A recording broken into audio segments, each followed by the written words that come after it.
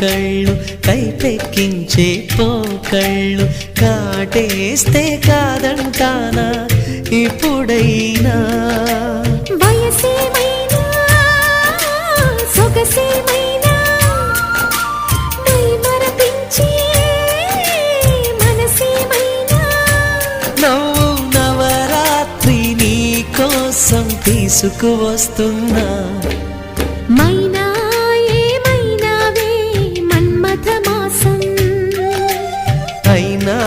ఎంతైనా ఇది మెత్తని మోసం